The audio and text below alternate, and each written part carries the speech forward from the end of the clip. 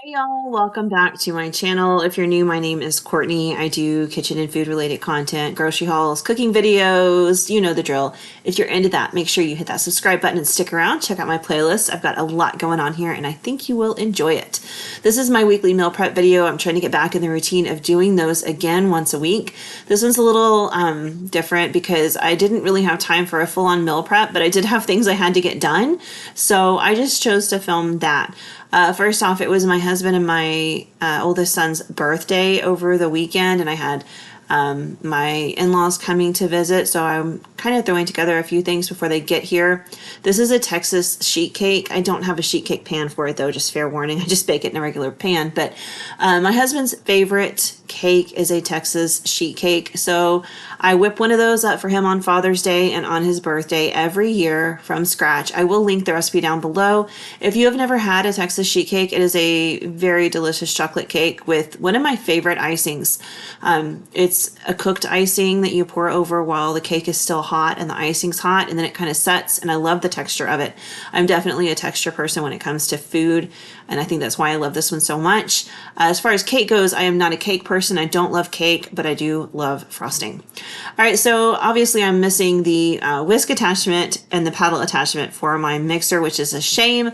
So I was just doing the best I could with my bread hook there to get it all mixed up together. If you have a whisk attachment though, by all means use that to really whip up that butter. I didn't really notice a difference. The cake came out beautifully, but I do typically do it that way just because that's the way you're supposed to do it. And then once I had all of my ingredients, my flour, my sugar, my salt, my baking soda, cocoa powder, butter, eggs, and buttermilk all mixed together, I poured them in a greased pan and I baked that. While that was baking, I did go ahead and cook the icing. This is a pretty simple recipe. It just takes some butter, some buttermilk, some cocoa powder, and some powdered sugar. You can add in some vanilla if you want. Sometimes I do and sometimes I don't. This particular time I did not because I'm actually out of vanilla. I've been using the butter vanilla flavoring that I got to make pancakes, and that works fine. I mean, everything tasted great.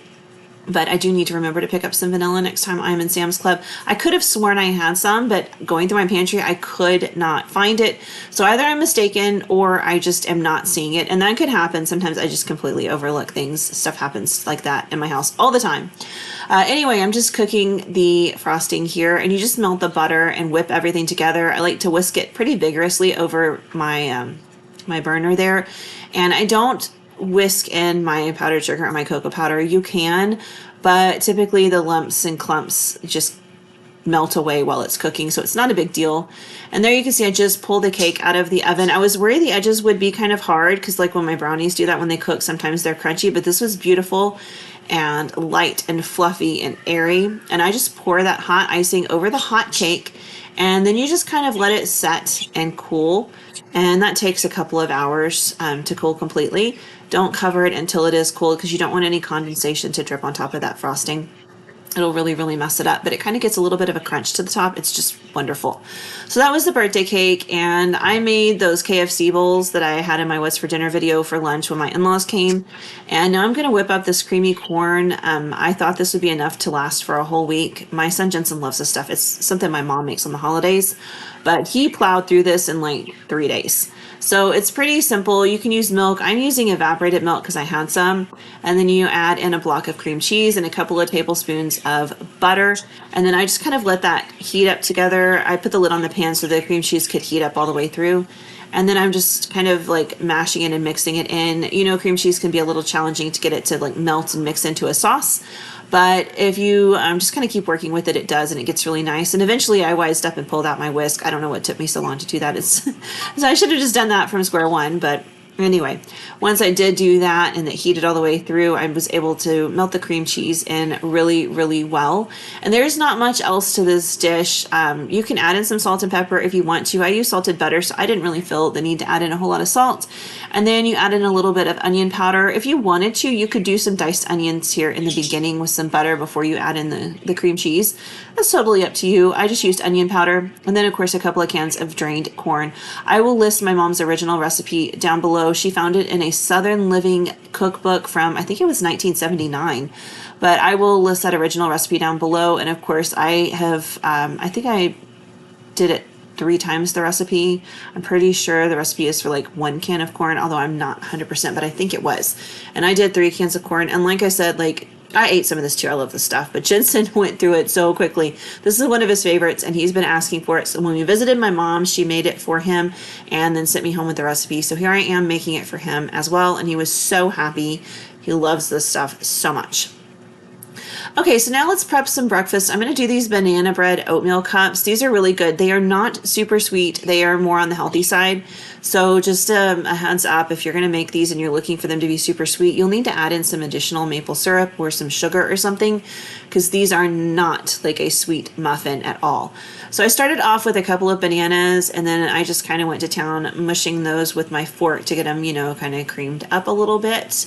And this is really kind of like the majority of our mix here. We're going to add in a couple of eggs. I started with 2 and then realized the recipe called for 3, so you'll see me come on in with a 3rd egg here in a minute, because my reading skills were just not on point this particular day. Sometimes that happens though.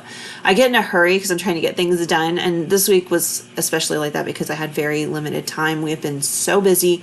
We are back to school. We do homeschool, so this is our first week back, but we also had multiple dental and orthodontist visits and well check visits and vision visits.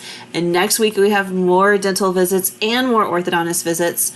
So it is just a really busy season for us. We're also about to start a new homeschool co-op that I'm super excited about, and that'll have us out of the house every Monday and Wednesday until like lunch or a little bit after. So I'm super excited about that as well, but it does mean much busier weeks. All right, so to the eggs and the banana, I added some milk. I used, I think it was oat milk or almond milk, I can't remember. And then we're going to add in some maple syrup for sweetness, some baking powder, and then a little bit of cinnamon. I like cinnamon in my banana bread. I think it's just fantastic. You don't have to add that if you don't want to. I also added that butter vanilla mix as well. I will link the original recipes down below for this. And what's cool is when you click on it, it takes you to this, which is the base recipe. And then it tells you other things you can add to this base recipe to make different flavors of this particular oatmeal cup muffin. And I thought that was really neat because it doesn't take a lot to really alter these very much. They have like a cranberry orange and an apple cinnamon, but they all start with the bananas and the milk and the eggs and stuff like that. So now I'm just kind of like hand crushing in some walnuts because I wanted a little nutty texture in there. I don't usually like nuts in baked goods like muffins or brownies or anything. However, in oatmeal I do. I think nuts just pair beautifully with oatmeal and oats. And I knew that this would be a different texture, but I still thought it would be great. And it was. I really like the walnuts in here. So I'm just breaking them up with my hands. So I still had some pretty large chunks. You could always just toss them on your cutting board and run a knife through them. That's totally up to you. And you can use whatever nut you have. You could do pecans, or you could do walnuts like I did, or you can do almonds. Totally up to you. And now I'm adding in my oats. It is 3 cups of oats. And then I'm going to mix this and set it to the side. So the oats are going to need a little time to kind of soak up all the liquids. You can see like it is very liquidy and very runny right now. And the oats need about 10 minutes to kind of soak some of that up and thicken everything. So while they're doing that, let's go ahead and make some tea. I do live down in Texas, so we drink a lot of sweet tea down here, and my husband in particular loves mint tea. So I start off with 2 of those tea bags. Those are the gallon-sized tea bags, but we like strong tea, so I always do 2. I've got my kettle boiling. I added my mint in there. I just tossed in a couple of sprigs of mint, and while I wait for the water to boil, it looks like our oats have soaked up a lot of that and thickened everything. So let's go ahead and get these in the cups and get them in the oven. Definitely use liners for this because this does stick pretty badly even if you use spray. So I made sure to line my little muffins or my muffin pan with some paper liners there. And then these don't really change too much in size. They poof just a little bit from the baking powder, but not much. So I went ahead and just filled these bad boys all the way up to the top. I only made a dozen out of this. I don't remember if it's supposed to make a dozen or more, but I made a dozen and I thought they were the perfect size. Like for me, I would just eat 1. For my husband and my oldest son, they would be more of like eating 2. But they're busy and they go to the gym and do all this stuff, and I'm a homeschool mom, so I probably am not burning as many calories as they are either. But I just kind of went ahead and fit everything into those 12 little muffin cups there and made it work. And then you pop this in the oven and you bake these for, I believe it's like 30 to 35 minutes, and that's what they look like when they come out. These are really good. Like I said, not super sweet, but very tasty. All right, my kettle has come to a boil, so I'm gonna go ahead and pour that boiling water over my tea bags and my mint sprigs. And then I like to let this just sit with the lid on the pitcher for like 10 to 15 minutes. It gives the tea bags time to steep and the mint time to kind of like release its flavor into the water. So while that's doing its thing and steeping, let's hop on over to the stove and make some simple syrup because I like lemonade. Nobody else in my house does though, sometimes my oldest. But my method for lemonade is to just mix some simple syrup and a couple of fresh squeezed lemons over some ice water. And it's fantastic, it's delicious, and it's very fresh because I make it individually per cup. So simple syrup is just equal parts of water and sugar. I did 1.5 cups of sugar and I did 2 cups of water just to kind of stretch this a little further, but typically it would be equal parts. And just simmer that until the water is clear and you've got simple syrup. It is really that easy. So I just kind of store that in my fridge and it stays good for a couple of weeks. And you can put this in like iced coffee as well. You could do this in alcoholic beverages. I see it pretty often in alcoholic beverages. So that is definitely an option if you make this. Don't worry, it will not go to waste in your household. There's a lot of different things you can do with it. So this is how I make my lemonade. Like I said, it's super simple. I've got my big cup there. This is one of my water cups that I take with me everywhere because it does fit in the cup holder in my car.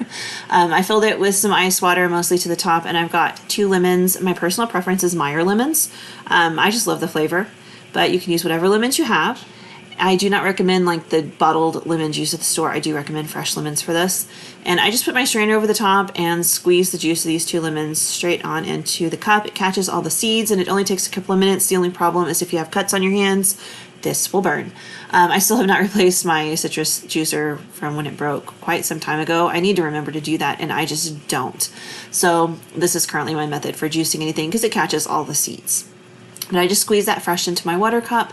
And then I add in some simple syrup. I do for this cup, this is a pretty good sized cup, so I do about 3 tablespoons of simple syrup. But you do you. You put in as much as you want or as little as you want. You don't have to put it in there at all if you don't want to.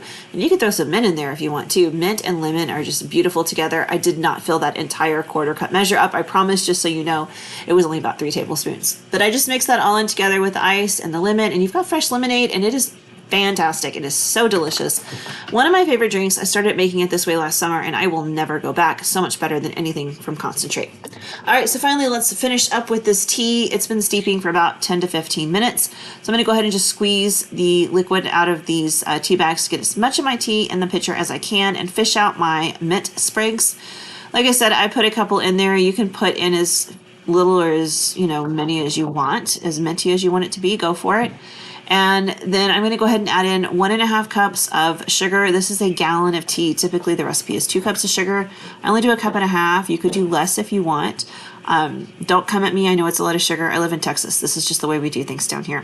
Sorry if it's not for you. I know up north a lot of people don't drink sweet tea, but down here in the south, this is what we do. And to that, I just fill up the pitcher with ice and water so it's nice and cold, and you've got fresh brewed southern sweet tea with mint. And that pretty much does it for this week's meal prep. There's just what I had this week because it was super busy. I am working on some things for next week though, so I will have another meal prep video out next Thursday. I hope you guys are having a fantastic week. Make sure you like and subscribe and join me back here on Saturday for my What's for Dinner video. I'll see you guys then. Bye.